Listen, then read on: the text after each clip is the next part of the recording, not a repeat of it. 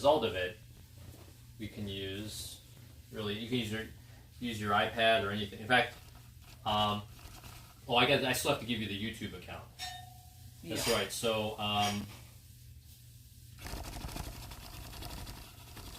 let me see what's the best way to do that. This is your mom. That's your mom's iPad, right? Yeah. Okay. I think it's probably better if we. Eventually, you're going to use your computer, right? Yeah. So I'm going to send you the credentials. I'm going to Slack you the credentials of the YouTube channel. Okay. I'll put it on Slack, so it's always going to be there. Okay. You have Slack on there? Okay. Yeah. Open up Slack. Let's just make sure this works here. So this is basically the YouTube credentials. All right.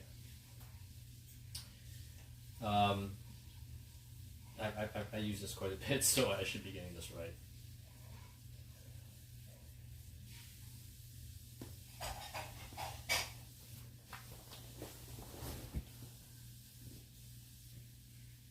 Okay, and then the password is this.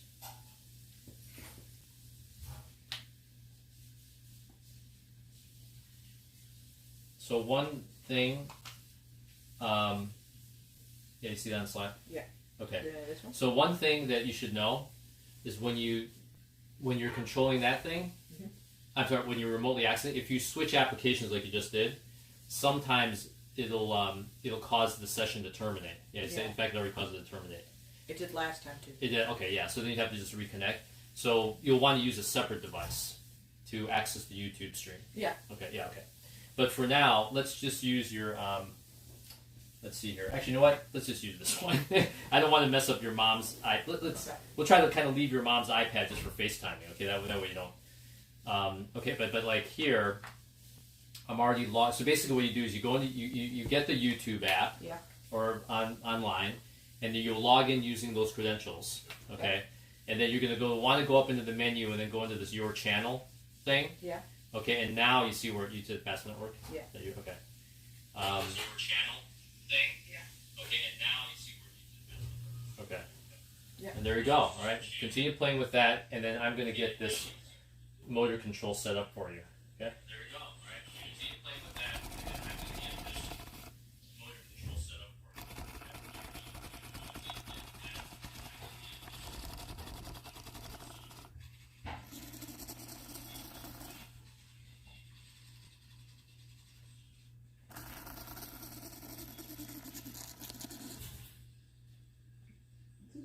This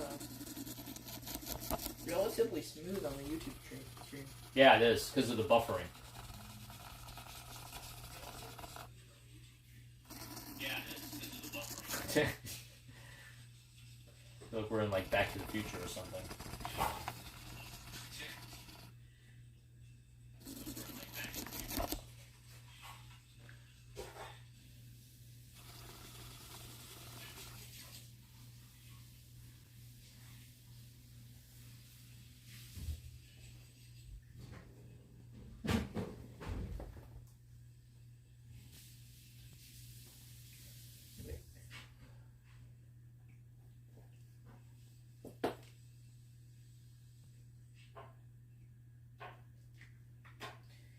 I'm just trying out the Zoom. Okay.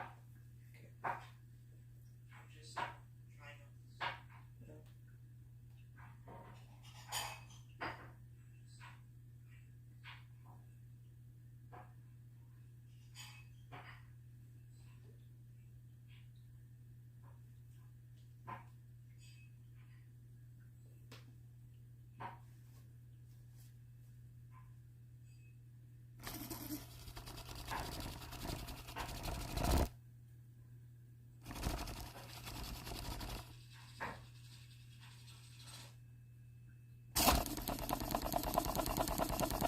There he goes.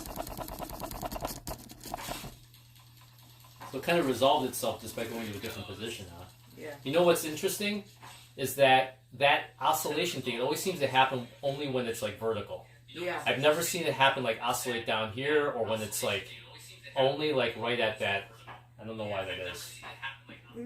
Well, I've noticed it's gone really fast to the middle position. Really? Like. You mean when you do the default? You Yeah. mean like this? Yeah. Yeah. Well, that's part of the code. At a separate session, I can show you the code that runs this thing.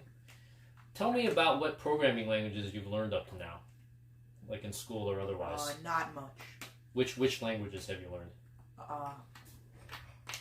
A little bit of Java, but not much. That's it. Okay. Where did you learn Java? I learned it in just like I think it was at school, but Okay. not like in a class. Okay. It was like at a coding acceleration. Okay, cool. How long did you take that class for? 6 weeks. That's a pretty decent amount of time. Do you have code samples that you could send me so I can get an idea of what your coding experience is? I don't know very much. Okay. What kind of programs did you write? Like to do like what tasks? It was to do stuff in a game. That's pretty decent. What was the game? Like what was the game? It was like you need to do this and then write this in the code. Okay. Yeah. Was it like an action game, a strategy game? Like what kind of game was it? Well,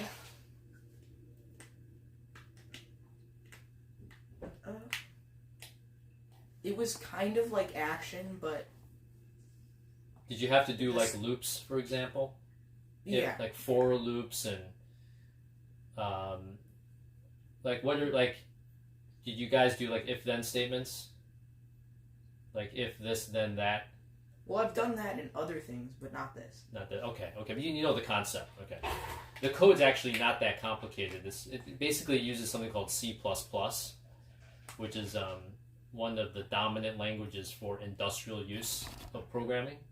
I guess how interested are you in programming compared to other things that you may have interest to? Like where does it rank on your order of interest? Well, I'm really interested in like space stuff and like that kind of thing. Cool. But probably slightly above like average. Okay. Cool. All right, let's get you into Blink here. I want to get this set up so we can be on our way. Let's see how fast I can get rid of the oscillation.